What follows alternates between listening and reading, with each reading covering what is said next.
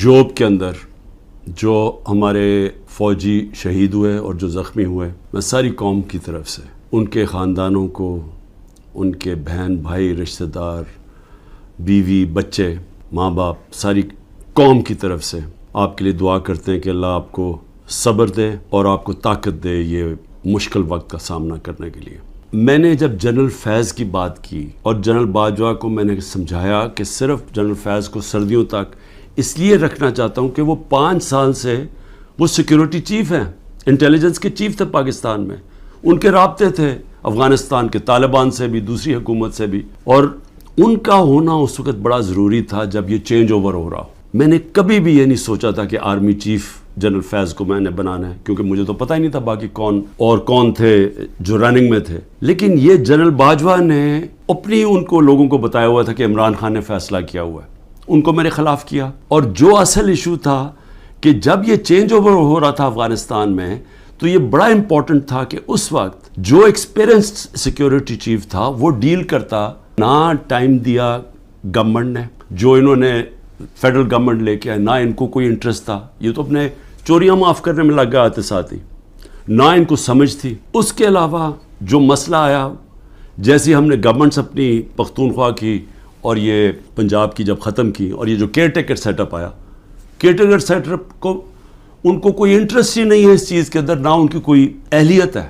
ہمارے لیڈرشپ سے یا وہ لوگ جو پکڑے ہوئے ہیں ان سے اپروور کیا بنا، اپروور کا وعدہ معاف گواہ کیا ہے کہ جی یہ کہیں کہ یہ عمران خان کے کہنے کے اوپر ہم نے یہ کور کمانڈر کے گھر میں حملہ کیا، اور وہاں جا کے یہ بھی سننے ہیں، ذرا سنیں بات، کہ وہاں جو کاغذات جو سیکرٹ فائلز پڑی تھی ان کو کسی طرح آگ لگانی تھی یا کیا کرنا تھا۔ عمران خان جو ایک آزاد انسان ہے، وہ چاہے گا کہ اپنی فوج کمزور ہو جائے، اور فوج کمزور ہونے کا مطلب کہ ملک پھر ٹوٹ جائے، کیونکہ اتنا بڑا جو ہمارا ہمسایہ جو مضبوط ہوتا جا رہا ہے، تو ان کے تو آپ تھنک ٹینکس میں دیکھیں، ان کے تو تھنک ٹینک کہتے ہیں کہ پاکستان کو 3 حصے میں کر دو۔ پہلے تو یہ جو 164 کا بیان ہے، یہ اگر لکھوا بھی لیں گے لوگوں سے، کیا یہ قوم مان جائے گی؟ کیا 9 مئی کا قوم مان گئی ہے کہ یہ عمران خان نے ساری سازش کی تھی؟ یعنی اپنے اوپر یہ حملہ کروایا پہلے کمانڈو سے، اور اپنے آپ کو پھر اس نے جیل میں ڈلوایا، اور پھر وہ سارا پلان کے تحت اس نے فوج کے اوپر حملہ کروا دی۔ کیا یہ قوم مان گئی ہے؟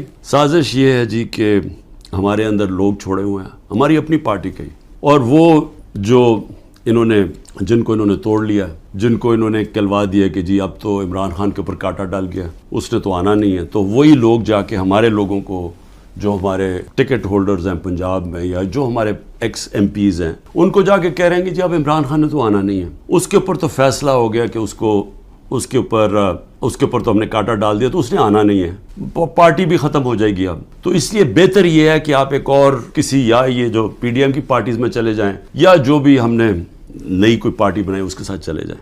میری 3 بہنیں، کچھ نہ کچھ ان کے اوپر، ایک بہن کے اوپر کرپشن کیسز ڈالے ہوئے ہیں، دوسرے کے بیٹے کے اوپر FIR کاٹ دیے ہیں، ایک کا بیٹا باہر چلا گیا ہے، پاکستان سے باہر چلا گیا، تو ان سب کے اوپر کوئی نہ کوئی کیسز چل رہے ہیں، بیوی کے اوپر کیسز چل رہے ہیں۔ یہ کب تھا مجھے بتائیں کہ ہماری پولیٹکس میں یہ کب ہم اتنے نیچے گرے تھے؟ شریف خاندان کا تھا کہ گھر کی عورتوں کے اوپر ہمیشہ اٹیک کرتے تھے، بے نظیر کی اور اس کی والدہ کی تصویریں انہوں نے لاہور کے اوپر نیچے پھینکی، گندی تصویریں۔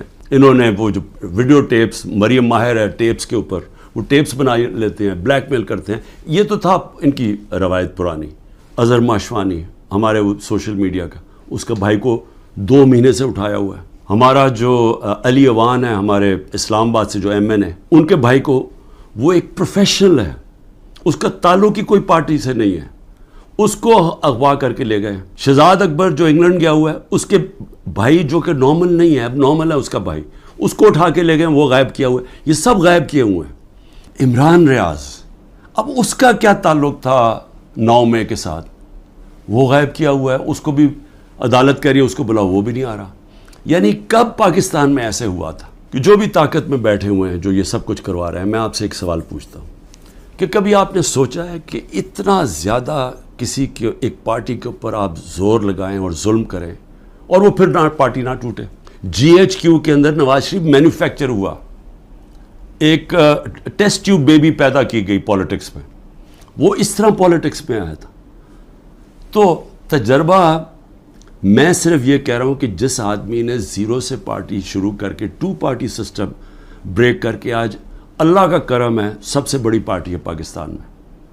تو کم از کم میرے ویوز ہی سن لیں, کیونکہ یہ جو بھی آپ حربے استعمال کر رہے ہیں یہ آپ کامیاب نہیں ہونے لگے. یہ جو ہمارے لوگ ہیں وہ اتنی مشکلات کے بغیر کیوں نہیں چھوڑ رہے ہیں کہ ان کو پتہ ہے کہ جب وہ چھوڑیں گے ان کی پولیٹکس ختم ہو جائے گی.